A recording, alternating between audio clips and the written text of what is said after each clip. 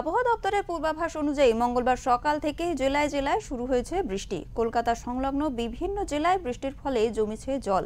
কোথাও কোথাও গোড়ালি অবধি তো কোথাও কোথাও হাঁটুর কাছাকাছি পর্যন্ত জল জমতে শুরু করেছে ইতিমধ্যেই।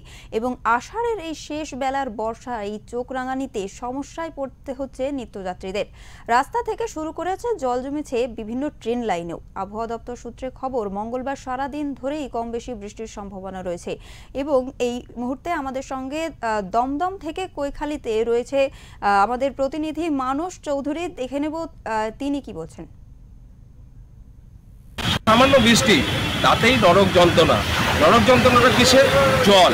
আমি সেই ছবি আমার ক্যামেরা শুধু বলবো, এই যে দেখুন গাড়ি কিভাবে যেটা জলের উপর দিয়ে যাচ্ছে, একটু জলেই কিন্তু সমস্ত জায়গাটি ঘুরে কিন্তু উথাল পাতাল হয়ে যাচ্ছে।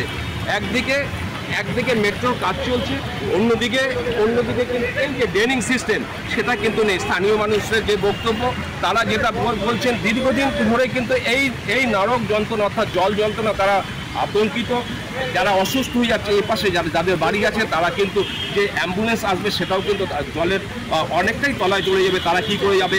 একদিকে মেট্রো হচ্ছে, মেট্রোর কাজ চলছে, তাদের যে দাবি যে মেট্রো হোক, কিন্তু মেট্রো হলে যে লোক নামবে, কোথায় নামবে? তারা কিন্তু সেই মেট্রো হলে কিন্তু সেই জলের নামতে হবে। আগে করা দরকার নিকাশি ব্যবস্থা যতক্ষণ না ঠিক হবে ততক্ষণ কিন্তু মানুষের এই নিত্য যন্ত্রণা যাবে না। কৈখালী থেকে মানস চৌধুরী, ওঙ্কার বাংলা।